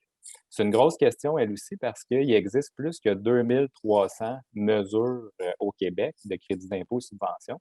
Donc, c'est important de les analyser. Puis, c'est impossible en tant qu'entrepreneur de faire une veille continue de ça, alors que chez Onit, on peut vous accompagner pour maximiser ça, puis vous assurer de ne pas laisser passer des projets qui pourraient avoir des coûts beaucoup plus faibles s'ils étaient subventionnés. Il y a beaucoup de ces mesures-là aussi qui sont des mesures récurrentes, donc qui vont permettre à vos flux monétaires disponibles dans le futur d'être plus élevés. Donc, on vient augmenter la valeur de l'entreprise avec ces mesures. C'est bien important de toujours faire une veille. Ensuite, la dernière question, qui est une question qui vise la dépendance économique, autant envers les clients que les fournisseurs. Ce qu'on vient essayer de trouver, c'est de déterminer à quel point, justement, les flux monétaires futurs sont prévisibles. Donc, une entreprise qui aurait une grosse dépendance envers certains clients, bien, on va attribuer une cote de risque qui est beaucoup plus élevée à la stabilité de ces flux monétaires. Même chose du côté des fournisseurs, on veut s'assurer que le modèle d'affaires n'est pas vulnérable à la perte d'un fournisseur important, mais on veut aussi identifier des opportunités potentielles d'intégrer un fournisseur pour être moins à risque, puis pour se rendre encore plus compétitif par rapport au marché. Donc, c'est une question aussi qui est super importante à se poser en amont. Donc, maintenant, je cède la parole à Benoît qui va vous parler de la section des technologies de l'information. Merci Arnaud. Bonjour, Benoît Cormier, cofondateur chez GLM Conseil, une firme en fait d'une 35 employés située à Longueuil. On aide les entreprises en fait à opérationnaliser la stratégie avec les leviers numériques, être capable de s'assurer en fait que la transformation numérique n'est pas juste un projet, mais bien une transformation. J'explique, un projet, ça a un début, ça a une fin. Aujourd'hui, avec l'ère de l'industrie 4.0, avec qu'est-ce qui se passe, on est beaucoup plus dans une ère où on doit s'adapter, se transformer parce qu'il n'y a pas de lendemain à ce qui se passe. Hein. C'est une rupture qu'on est en train de vivre. Donc, le premier exemple que j'ai le goût de vous donner aujourd'hui, vous partagez, je ne sais pas s'il y en a qui connaissent le modèle de Michelin. Hein. C'est un personnage qu'on connaît qui a évolué avec le temps. Avant, il était un peu plus obèse, il est rendu de plus en plus en forme. Mais la réalité, c'est qu'aujourd'hui, ils ont commencé à, au lieu de vendre des pneus logiquement, là, comme dans la distribution, ils ont commencé en Europe à les louer au kilométrage. Ça veut dire qu'on a commencé à créer de la servicification. Ce qui veut dire que maintenant, exemple, au lieu de créer des inventaires partout dans le monde pour les camions lourds, on est capable de venir mettre les pneus directement sur les équipementiers ou sur les compagnies de transport. Puis s'il y a une baisse de revenus ou une baisse de transport, bien, on paye seulement la consommation. Donc, il y a vraiment des technologies présentement qui sont en train de révolutionner. Et qu'est-ce qui arrive, c'est que les jeux de cartes sont en train de changer aussi. Ce que j'ai préparé pour vous aujourd'hui, j'ai pris un exemple d'une entreprise, peut-être juste changer de slide, Julien, s'il te plaît. J'ai pris une entreprise, je ne dirais pas banale, une belle entreprise québécoise. On parle d'environ 35 employés, de 7 millions de chiffres d'affaires. On parle de 8 clients, 80% des chiffres d'affaires. C'est un manufacturier, bien sûr, qui fabrique des palettes. Pourquoi j'ai pris cet exemple-là aujourd'hui? C'est que c'est un exemple parfait de comment valoriser une entreprise, comment utiliser la technologie, non pour faire un projet finalement ou un buzzword dans ton entreprise, mais être capable d'aller chercher des leviers. Dans la situation actuelle, ce client-là en question, on avait un processus de vente et d'opération, le SNOP qu'on entend souvent sur le marché. On avait un vendeur, 2 ingénieurs de production, un planificateur, un responsable de la mise en production, un coordonnateur d'amélioration continue. Puis quand les gens parlent de transformation numérique ou de technologie, souvent on pense à « Hey, ça va me prendre un CRM pour les ventes, un gestionnaire de clients, un management. » un client resource manager, excusez-moi. Puis les ingénieurs, eux, veulent un trip un peu de connecter les machines pour mesurer la performance, avoir des dashboards. Puis ils se disent, hey, ce serait le fun un jour, on va mettre un modèle mathématique. Puis là, le planificateur, lui, ce qu'il veut, c'est de l'ordonnancement à capacité finie. Puis là, tout le monde a ses solutions, finalement, un peu déjà décidées. T'sais. Puis comme Henry Ford avait dit, si on demandait aux gens ce qu'ils veulent, ils nous auraient dit un cheval plus rapide. Mais la réalité, c'est que si on se colle à la stratégie et à la valorisation de l'entreprise, tous ces indirects-là dans l'entreprise n'ont pas une très grande valeur. Donc, quand on se met à réfléchir au modèle d'affaires et à agrandir la chaîne de valeur avec les technologies d'aujourd'hui, on prend le contexte de Michelin, là, bien, en fait, ce qu'on peut réfléchir, c'est commencer à réfléchir comment je peux me connecter chez le client pour arrêter d'être obligé d'opérer toutes ces étapes à non-valeur ajoutée-là dans mon organisation. Exemple, dans ce cas-là, suite à une bonne réflexion technologique et même de remettre le client au centre, on est allé se connecter dans les dépalettiseurs du client. Ça veut dire qu'en temps réel, au lieu de gérer de l'inventaire dans ma cour, puis gérer de l'inventaire chez le client, puis des fois avoir des ruptures de stock, je me connecte directement dans les équipements de mon client pour être capable d'être en flux tiré. Ça veut dire que quand le client consomme une palette, il n'y a pas besoin de m'appeler pour m'envoyer une commande. On est déjà en train de calculer la consommation chez notre client de notre produit. Ça, c'est comme si tout le monde jouait aux cartes. Là. Exemple, là, dame, on joue exemple au bridge ou n'importe quoi. Puis les jeunes arrivent avec des cartes Pokémon. C'est un nouveau jeu de cartes qui te permet complètement d'intégrer ton client dans ta chaîne de valeur ou toi-même de t'intégrer dans la chaîne de valeur du client. Ça veut dire que si ton compétiteur veut jouer sur 20 cents de la palette pour essayer de te tasser du marché, une vieille mentalité commerciale qu'on peut dire, bien, présentement, le client, lui, est intégré, n'a plus à gérer les ruptures. On parle d'une réduction de 60 % d'inventaire. On élimine les ruptures de stock. On permet une stratégie de lissage de production. Ça veut dire que tous les autres logiciels que je voulais acheter pour faire de l'ordonnancement capacité finie, je n'ai pas besoin de ça. C'est tout des. Puis, n'oubliez pas, quand vous achetez une technologie, ça vient avec un cycle de vie, puis ça vient avec des dépenses qui sont des OPEX, finalement, qu'on continue à constamment injecter dans l'entreprise. Ça aide dans un projet de croissance ou un projet d'innovation. Donc, ça devient de la maintenance. On ajoute de la maintenance dans notre organisation. Donc, quand on parle de technologie, il faut être lean aussi dans notre approche, dans notre utilisation. Puis, il faut revenir à votre stratégie. Okay? Puis, ce qu'on s'est rendu compte, c'est que les 6 cadres à non-valeur ajoutée, quand on parle de rareté de main-d'œuvre présentement sur le marché, bien, si on repense le processus, on n'avait peut-être même pas besoin de ces 6 ressources-là dans l'organisation. Donc, sur 35 employés, même pour la valorisation, quand vous regardez la BAIA à la fin, il y a quand même un gain là. Donc, on parle de servicification. On va aller à la prochaine slide. Une autre étude qui a été sortie par le PMI, qui est le Project Management Institute, on parle de 5400 entreprises là, de tout secteur d'activité. On vient avec une conclusion que 70 % des projets numériques ont tendance à échouer. Okay? Quels sont les plus gros défis de la transformation numérique et des organisations dans tout ça? Bien, ce qui est ressorti, c'est que les gens remettent les compétences techniques de l'équipe au centre de la transformation numérique ou le soutien de la direction. C'est toujours un problème de direction, un problème de compétences. Mais en réalité, si vous regardez les deux chiffres du bas, 29 % viennent avec les compétences relationnelles, ça veut dire les soft skills, puis la communication efficace au sein d'un groupe. Ce qui est drôle, c'est qu'il y a une corrélation directe entre le 29 ou le 30 % si on l'arrondit, puis le 70 %. Ça veut dire que les entreprises qui essaient de mettre des gens hyper compétents dans un poste de transformation numérique parce qu'ils ont des compétences numériques, on néglige énormément la capacité organisationnelle ou la mobilisation ou l'utilisation des soft skills pour être capable de mobiliser les gens à travers des objectifs communs et d'être capable d'avancer à une bonne vitesse. Okay? Deuxième graphique, si on voit le centre, quelles sont les 3 principales causes d'échec d'un projet de transformation? Là, pas de surprise aujourd'hui, hein, on parle d'un changement dans les priorités. Y a-t-il vraiment une organisation ou un établissement ou un privé ou quoi que ce soit, une OBNL qui n'a pas de changement de priorité? Regardez les 5 dernières années, mais même la dernière année est encore pire, où on a tout changé nos priorités. Donc, ce n'est pas une bonne raison. Un changement dans les objectifs du projet. Okay? Ils ont posé une question dans l'étude qui n'est pas identifiée là, c'est est-ce que vous vous souvenez de l'objectif initial du projet? Dans 80 % des cas, les gens ne sont pas capables d'énumérer l'objectif initial du projet. Ça veut dire que c'est comme si je construisais une maison, puis pourtant l'ETI, c'est quand même plus compliqué que construire une maison. Puis, on y allait un petit peu à tâtons. Bon, ben, je vais me faire une galerie. Ah, ben là, je vais me faire des fenêtres. Ah, pas fait le solage, creuse ces fenêtres. C'est toute cette logique d'affaires-là où on doit avoir une architecture. Puis, un logiciel, c'est comme des fenêtres. C'est 3 mois avant d'installer les fenêtres. L'architecte, il ne vous a pas dit achetez vos fenêtres à tel fournisseur. Il vous a dit la grandeur des fenêtres à peu près de ce que vous avez besoin. Mais quand vous serez rendu là, vous commencerez à magasiner en fonction des délais et des prix. Puis, une collecte erronée des exigences. Ça veut dire de partir avec une prémisse qu'on a besoin d'une solution finale. bien, on part déjà du mauvais pied. Il faut partir avec un besoin fondamental qui est, c'est quoi les objectifs stratégiques de mon organisation? Qu'est-ce qui va me permettre d'aller chercher un levier, d'un, pour valoriser l'entreprise, puis de deux, pour me dégager de la dépendance que j'ai envers ma main-d'œuvre, d'opérer mon entreprise. OK? Par la suite, à droite, je vais passer seulement, c'est quoi les facteurs de succès? Parce qu'il y a quand même 2,5 % des entreprises qui ont réussi à achever tout leur projet numérique. Ce qu'on regarde, ce qui est vraiment intéressant, c'est en bas, c'est marqué le personnel compétent. On parle de 7 %.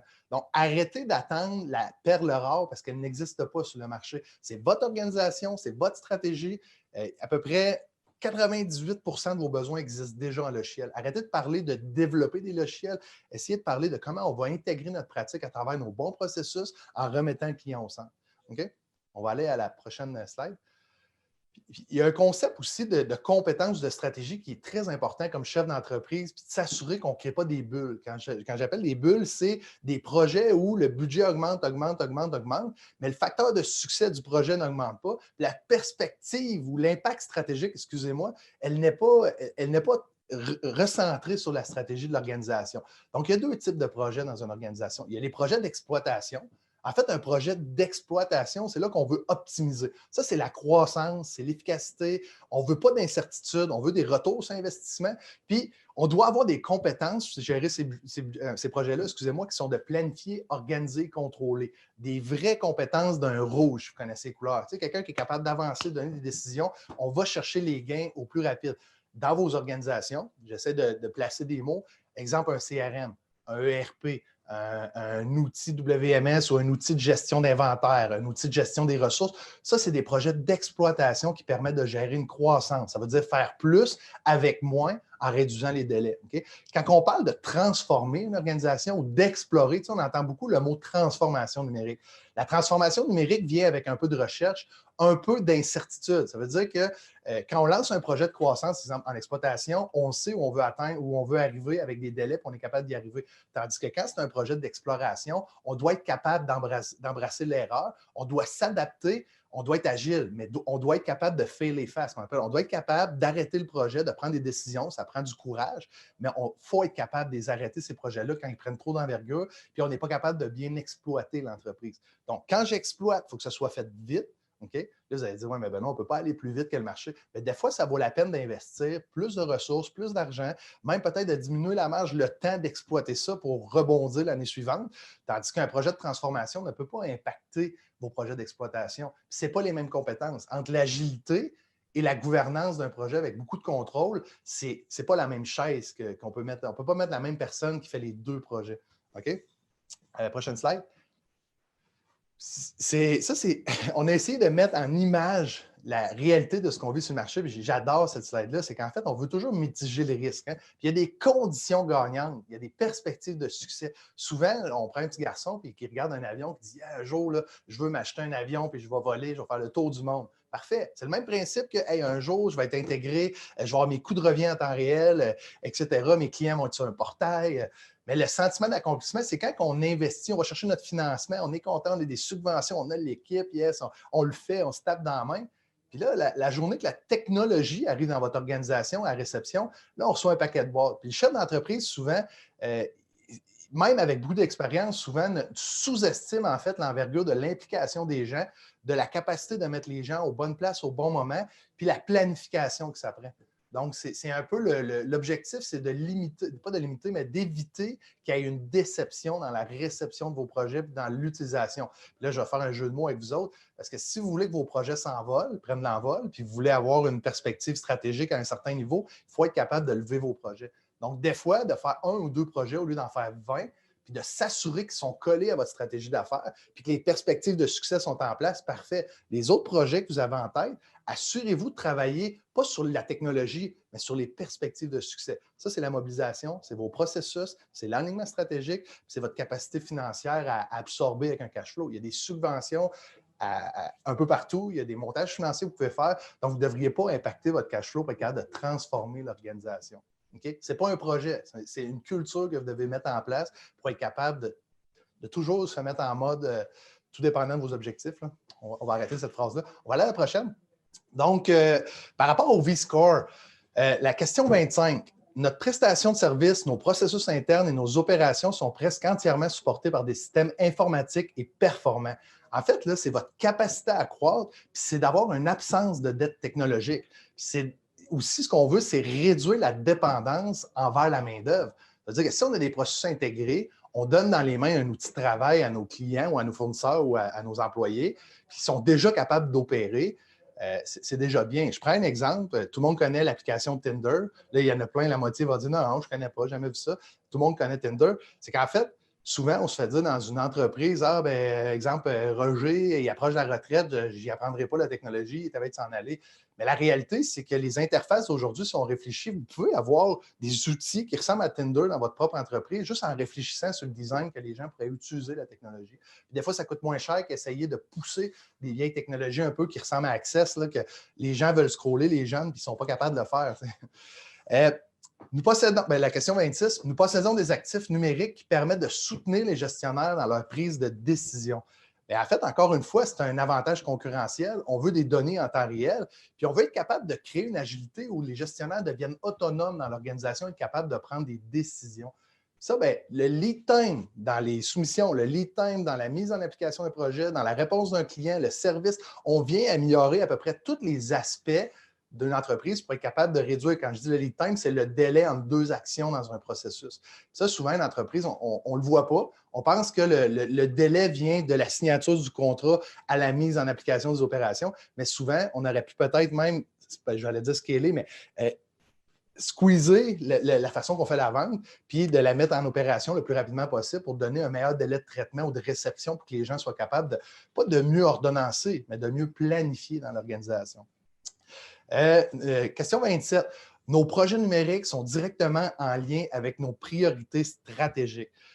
Je reviens à ce que j'ai dit tantôt. L'entreprise, ce n'est pas un projet, la technologie. La technologie, là, c'est des leviers qui vont vous permettre d'atteindre votre stratégie, d'atteindre vos objectifs. C'est des initiatives qu'on doit mettre en place. Okay? Le but, c'est de maximiser les chances de succès. D'un, si on est aligné avec la stratégie, l'objectif reste clair.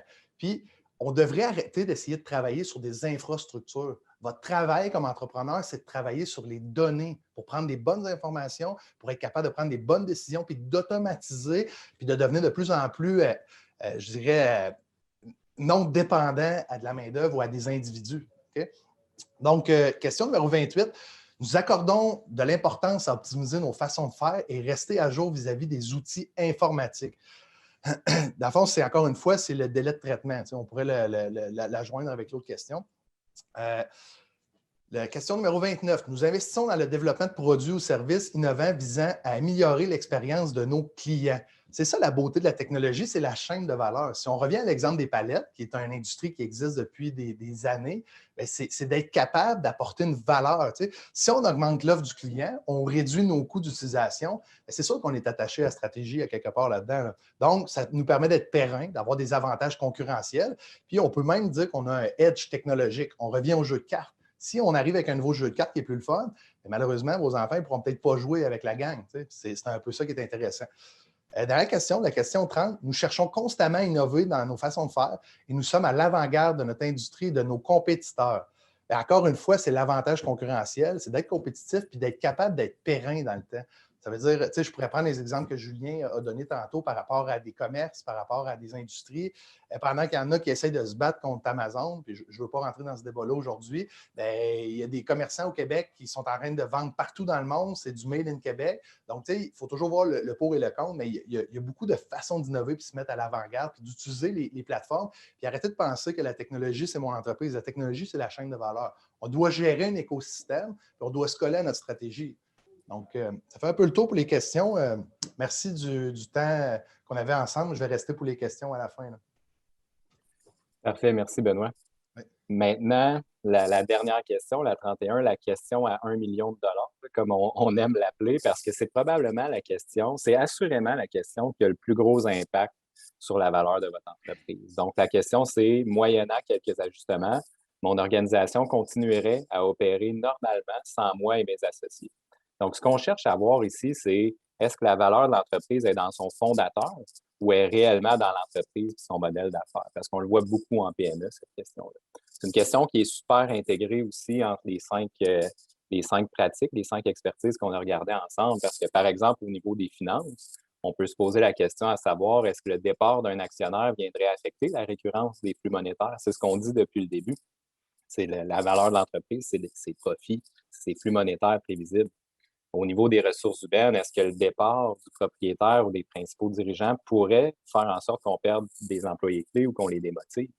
Au niveau de la croissance, est-ce que les ventes puis la recette secrète dépendent de l'actionnaire principal puis sont toutes dans sa tête? Ou est-ce que le modèle d'affaires permet une certaine pérennité de ce côté-là? Au niveau des technologies de l'information, est-ce que tous les processus de l'entreprise sont bien documentés, sont appliqués, ça roule tout seul, comme on dit? Ou est-ce que toute l'intelligence organisationnelle est dans la tête de l'entrepreneur? Puis au niveau de la gestion des risques, Miguel en a parlé beaucoup, est-ce que la pérennité de l'entreprise est menacée si jamais le dirigeant partait ou s'il arrivait quelque chose à un des principaux employés clés de l'entreprise? Donc, cette question-là, c'est important de se la poser en amont parce que si on a du temps devant nous, c'est la question avec laquelle on peut arriver à influencer le plus les multiples qui vont être utilisés puis la perception de la valeur qu'un acheteur va avoir de votre entreprise. Donc, le scénario idéal, c'est le scénario dans lequel on travaille le plus à l'avance possible. Maintenant, je cède la parole à Miguel qui va vous comparer 2 V-scores ensemble. Effectivement, dans le fond, en conclusion, OK, vous savez, le but de la présentation aujourd'hui, c'était vraiment de mettre la valorisation des entreprises en contexte et de vous donner, OK, des outils, un outil et des outils pour vous aider à travailler sur la valorisation de votre entreprise. Cet outil-là, c'est le score de valorisation qui est à votre disposition, qui est un outil qu'on a tenté le plus possible entre entrepreneurs de le simplifier, OK, au maximum pour, avec un très peu de temps, OK, à investir pour les propriétaires d'entreprise, les aider à identifier des zones à travailler. Maintenant, je vais vous positionner cet acétate-ci selon 2 perspectives. Mettez-vous dans vos souliers de propriétaire d'entreprise. Est-ce que vous préféreriez vendre une entreprise alors que son score de valorisation est à 283 puis qu'on voit qu'il y a certaines dettes technologiques, certains enjeux potentiels au niveau ressources humaines, il y a du travail à faire en gestion de risque, en finance, en croissance, ou vous préféreriez vendre votre entreprise alors qu'on est à un score de valorisation presque parfait de 478? Qu'est-ce que ça donne, ce fameux score de valorisation-là très élevé? Bien, ça favorise les bénéfices futurs et la pérennité des bénéfices futurs qui va ultimement augmenter la valorisation de votre entreprise, OK, de la perspective d'un acheteur, OK, potentiel. Donc, en tant que vendeur, c'est sûr, si vous me posez la question à moi comme propriétaire d'entreprise, c'est sûr que je veux maximiser mon V-score avant de vendre une société. L'autre perspective, si vous vous trouvez d'un point de vue acheteur, OK, puis vous voulez vous trouver, vous êtes un repreneur, vous êtes acheteur d'une entreprise, vous cherchez l'entreprise à acheter, qu'est-ce que vous allez rechercher? Est-ce que c'est d'acheter à 478 ou à 283 alors que vous allez avoir plusieurs gains quick win, quick fix à faire pour augmenter la valorisation de l'entreprise. Donc, si on fait 2 parallèles au niveau TI, si j'ai un risque de sécurité informatique versus une infrastructure numérique qui est solide, si j'ai une dépendance envers des employés clés versus une stratégie de rétention et de partage d'informations solide, une croissance qui est dictée par le marché ou au contraire, on a les 2 mains sur les volants de notre croissance avec un plan de croissance qui est clair et fédérateur, une gestion des risques qui est réalisée à l'aveugle ou encore une vision holistique claire, puis des choix de risques qui sont vraiment intégrés et qui ont été faits consciemment, ou encore un financement qui est fragile puis qui dépend des résultats, ou au contraire, on a une stratégie de financement définie et garantie, puis on a tout le financement qu'on a besoin à des coûts qui sont adéquats. Alors, si on se met dans la peau de l'acheteur versus le vendeur, on vous laisse juger et c'est un outil qu'on vous propose pour vous aider à maximiser la valorisation de votre entreprise. Alors, on va prendre des questions à la fin. Il y a eu des questions dans le chat, dont une qui est super intégratrice d'une dame concernant quand est-ce qu'on doit vendre une entreprise. Mais je vais laisser M. Milo conclure. Puis après ça, on va pouvoir prendre les questions pour les gens qui ont encore un peu de temps et qui veulent rester avec nous. Merci beaucoup, Miguel. Merci à tous nos conférenciers ce matin. Merci d'avoir été des nôtres. Merci à Frédéric Blanchette du groupe Solercia. Benoît Cormier de GLM Conseil, Arnaud Derry-Terrien de La Branche Terrien d'Aou, Lefrançois, Julien Hall de MXO, Miguel Yargeau de Brassard, Goulet et Yargeau. Merci à Julien de MXO et à Alex Letourneau de ONIT Savoir et Faire qui nous ont permis de monter le projet des collaborations innovantes. J'espère que vous serez des nôtres pour la 3e et dernière de la série qui portera le financement de sa croissance qui aura lieu le 9 juin prochain. Je vous rappelle, le contenu des 2 premières conférences peut être visionné à partir du site web MXO. Avant de vous quitter, je vais vous présenter les prochaines activités de la CCIHR, l'activité virtuelle naturellement. Demain matin, de 8h à 11h30, la formation Les RH après la pandémie. Une belle occasion d'en apprendre plus sur la façon de gérer des humains dans le contexte de crise sans précédent. Mercredi 7 avril, de 8h à 9h le matin, notre partenaire Dunton Rainville tiendra une conférence intitulée « Conseil aux jeunes entrepreneurs » qui tournera autour du choix entre l'incorporation et l'association. Et finalement, le 4 mai, nous aurons la formation certification en vente et négociation qui sera présentée par l'Institut de leadership, une occasion à ne pas manquer pour parfaire ses habiletés dans ce domaine. Merci encore d'être venu ce matin, puis merci à nos conférenciers et je laisse la place aux questions pour ceux qui ont du temps.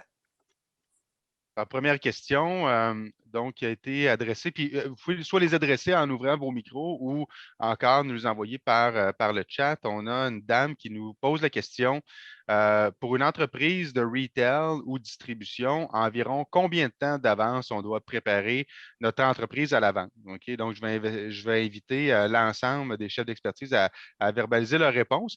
Je vais commencer avec le point de vue gestion de risque, puis de point de vue général, comme je verbalisais dans le contexte initial, là, dans le préambule au début de la présentation, détenir une entreprise, c'est la valoriser. Puis détenir une entreprise, c'est de se planifier à la transférer. Okay? Tout ça dans la perspective du cycle de vie de l'entrepreneur. Donc, combien de temps avant? Ben, moi, je dirais au minimum, okay? Idéalement, 2, 3, 4 ans, OK? Mais ça peut être 10 ans avant, ça peut être 15 ans avant. Puis dans le fond, on se rend compte que la valorisation d'une entreprise, c'est un travail de tous les jours dans une perspective, OK, de qu'est-ce qui va avoir le plus d'impact dans les différents gestes que je peux poser puis les choses que je peux mettre en place.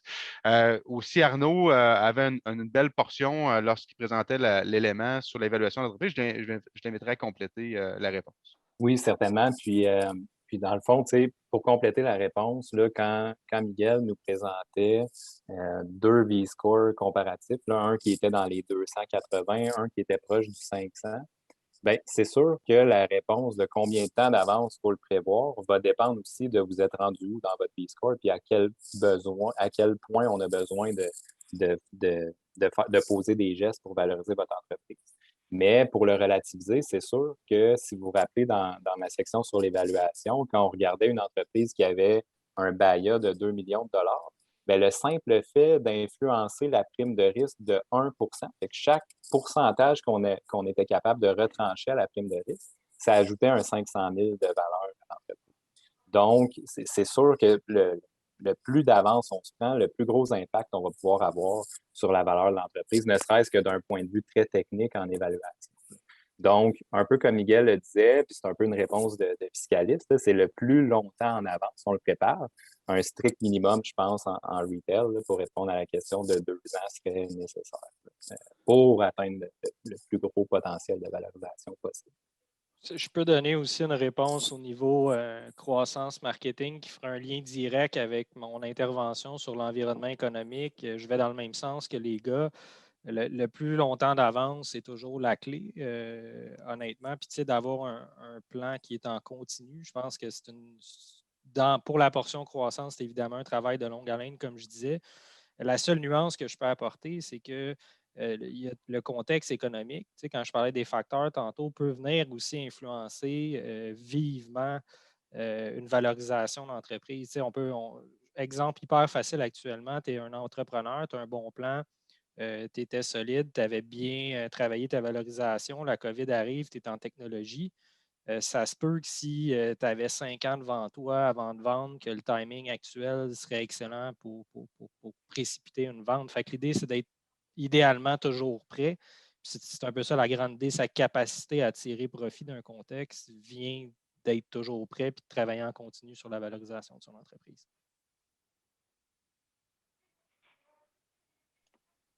Au point de vue ressources humaines, peut-être rapidement, si je peux ajouter un point, si on parle de transfert intergénérationnel, familial, si on parle généralement de 5 ans pour préparer une relève d'entreprise, pour la préparation des employés clés pour une éventuelle vente ou transfert, on peut parler plus d'un 3 ans. Fait que pas mal aligné avec aussi ce que présentait Miguel, 3 à 5 ans au minimum là, pour faire une bonne planification du transfert.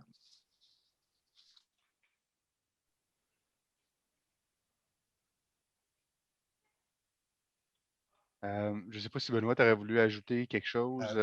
En fait, je vais le faire. C'est sûr, ça tombe dans le technique. Là. On prend le temps de le faire. C'est sûr qu'un investissement sur de l'infrastructure, quand on parle de IT, autant la sécurité ou le stockage de données, normalement, c'est amorti à peu près sur 6 ans.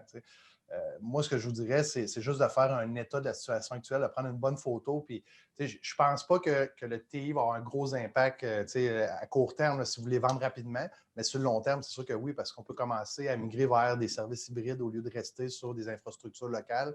D'un, c'est aller chercher de la marge, puis de deux, c'est de démontrer une certaine agilité. Mais c'est tellement du cas par cas que je pense qu'une bonne photo de la situation, je pense que si vous avez minimum 2 ans, 3 ans, c'est facile de se faire un bon plan de match en 24, 36 mois pour être capable de tourner la situation. Puis là, tout vient aussi avec les e-commerce, c'est où sont les entrées d'argent, puis c'est quoi les canaux de distribution, puis votre intégration. Mais c'est tellement du cas par cas que je vais... mais c'est intéressant comme question. Là. Je pense que c'est fiscalement parlant plus intéressant qu'IT pour ce type de questions-là aujourd'hui. Très bien. Donc, je ne sais pas s'il y a d'autres questions. On a le temps d'y répondre. Je sais qu'on a dépassé 9h30. Là, on voulait livrer le contenu en 1h30 00 pour respecter le budget de temps de tous. Chose que je félicite tous les conférenciers d'ailleurs d'avoir pu rapper ça en 90 minutes. Mais on a le temps. Si vous avez des questions, ça va nous faire plaisir. Ou encore, vous avez nos coordonnées aussi qui ont circulé dans le chat si vous souhaitez nous contacter sur des bases individuelles aussi. Oui, puis définitivement, pour tous ceux qui ont rempli le V-Score d'avance ou qui le feront dans les prochains jours, ça va nous faire plaisir chez Onit d'analyser le tout avec vous puis de déjà déterminer des points d'action concrets pour aller en avant vers le plein potentiel de valorisation.